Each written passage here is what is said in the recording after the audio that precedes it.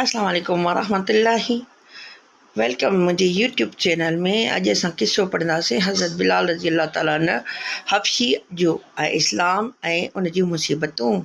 हज़रत बिलाल हबशी रज़ी अल्लाह ताला अन्हु मशहूरु सहाबी आहे जेको मस्जिद नबवी जो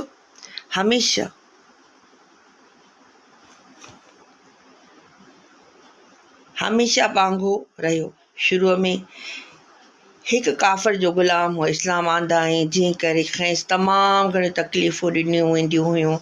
उमे बिन ख़लीफ़ा जेको मुस्लमाननि जो सख़्तु दुश्मन हो, खेसि सख़्तु गर्मी ऐं ॿिन जे वक़्तु तेल वारे ते सनूं लटाए करे संदसि सीने ते हिकु वॾो पथर रखी छॾींदो हो त जीअं लछी पछी न सघे। ऐं हू चवंदो हुयसि भले इन हालत में मरी वञ, पर जेकॾहिं ज़िंदगी रही त दीन ते इस्लाम खां दीन ते ईमान आणींदो। राति जो ज़ंजीरनि में ॿधी कोड़ा लॻाया वेंदा हुअसि ऐं वरी ॿिनि ॾींहंनि में उन जे फिटलनि सां तेल ज़मीन ते सुम्हारे अञा ॾंभ ॾिना वेंदा हुआ ऐं जीअं बेक़रार थी इस्लाम खां फिरी वञे या फटकी मरी वञे। अज़ाब ॾियण वारनि बेज़ार थी वेंदा हुआ।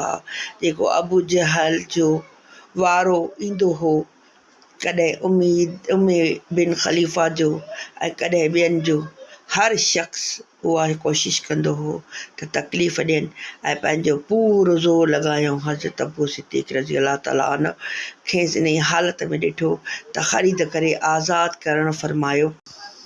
फ़ाइदो: जीअं त अरब जा बुत परस्त पंहिंजनि बुतनि जे महबूद चवंदा हुआ, तंहिं करे उन्हनि मुक़ाबले में इस्लाम जी तालीम तौहीद खे, जंहिं करे हज़रत बिलाल रज़ी अल्लाह ताला जी ज़बान ते सिर्फ़ु हिकु विर्द हो, उहो ताल्लुक़ इश्क़ जी ॻाल्हि आहे।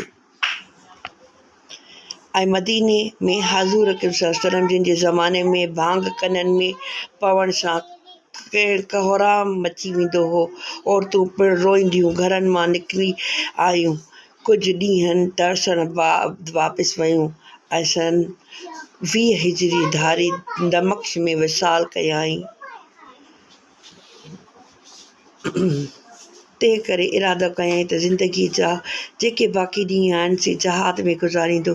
जंहिं करे जहाद में शिरकत कई ऐं नियत सां करे पियो ऐं कुझु अरसे ताईं मदीने मुनव्वरा वापसि न मोटियो। हिकु दफ़े हज़ूर पाक सल्लल्लाहु अलैहि वसल्लम जिन जी ख़्वाब में ज़ियारत नसीब थियसि, हज़ूर पाक सल्लल्लाहु अलैहि वसल्लम फरमायसि त बिलाल, उहो कहिड़ो ज़ुल्म आहे जो असां वटि कॾहिं बि न थियो अथई।